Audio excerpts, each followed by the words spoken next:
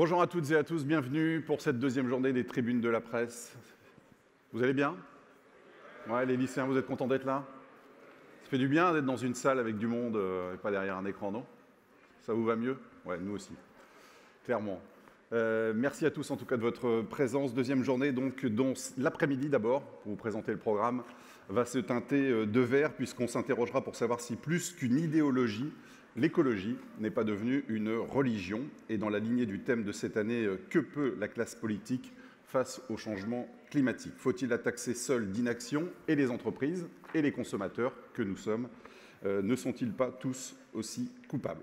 On échangera aussi avec celui qui fut le concepteur et le copilote avec Bertrand Piccard de Solar Impulse. Il a fait le tour du monde en avion solaire. Nous serons là avec lui tout à l'heure. Et puis on terminera l'après-midi avec un peu de géopolitique. L'an dernier, on s'était demandé si la confrontation États-Unis-Chine était une chance pour l'Europe. Aujourd'hui, on ne peut pas vraiment dire que l'atmosphère se soit réchauffée entre les trois acteurs.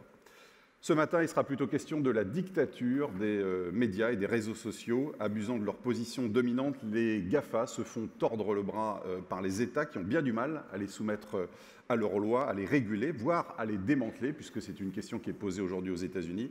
À quel point faut-il s'inquiéter de leur toute-puissance? On en parlera dans une heure au cours du débat animé par Didier Pourcury.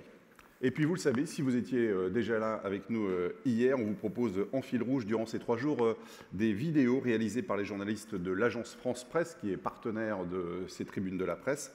Les journalistes dont la mission au niveau mondial, c'est de collecter, de vérifier, de recouper et de diffuser l'information. Ils nous partagent ou des reportages d'actualité, mais aussi des infox, comme celui que nous allons voir maintenant. Début avril, des publications sous-entendaient montrer, carte à l'appui, une corrélation, tenez-vous bien, entre la 5G et le Covid-19 en France. Mais si des interrogations existent sur les conséquences potentielles de cette technologie pour la santé et l'environnement, il n'y a évidemment pas, vous en doutez, corrélation entre le déploiement de la 5G et l'apparition du nouveau coronavirus. Regardez.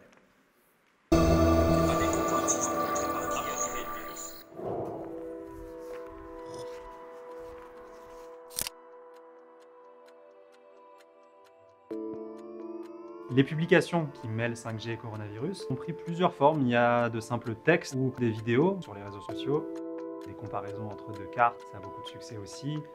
Il y en a qui affirment que les ondes 5G ont créé le coronavirus. Il y en a d'autres qui, au contraire, disent que l'épidémie est une mascarade pour que les gouvernements, un peu partout dans le monde, puissent installer la 5G sans que les gens y prêtent trop d'attention.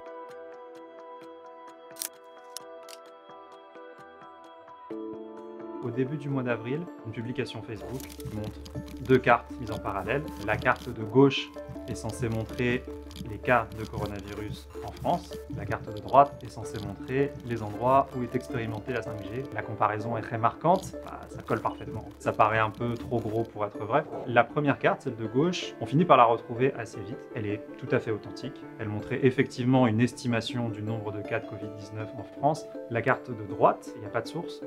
Déjà, c'est assez louche. On ne la trouve pas du tout avec ces recherches par mots-clés, elle ne ressort absolument pas. Pour la retrouver, on va appliquer ce qu'on appelle une recherche d'image inversée.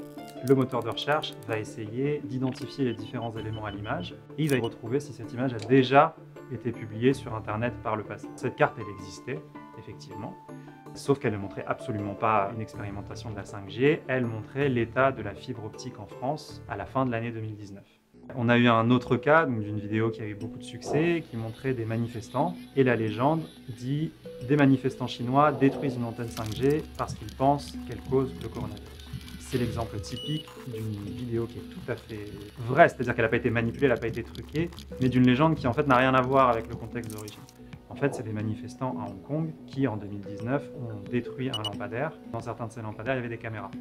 Ça n'a rien à voir avec la 5G, encore moins avec le Covid-19, parce que l'épidémie ne s'était pas déclarée à ce moment-là. Cette inquiétude autour d'une nouvelle technologie, cette inquiétude autour du virus, la combinaison des deux fait que forcément, on n'est pas étonné de voir que ces publications ont beaucoup d'écho. L'OMS, encore en février, déplorait un manque de données sur la 5G, sur les effets potentiels de la 5G, que ce soit sur des conséquences sanitaires, que ce soit sur des conséquences environnementales. Donc, il y a des inquiétudes qui peuvent être légitimes là-dessus. La question, c'est comment est-ce qu'on consomme l'information en partageant. On est à la fois victime et acteur de cette propagation. Avant de partager, je vais quand même essayer de contacter la personne qui a fait la publication, lui demander où est-ce que vous avez trouvé ça, quelles sont vos sources, et surtout il ne faut pas hésiter à solliciter les services qui font un travail de vérification.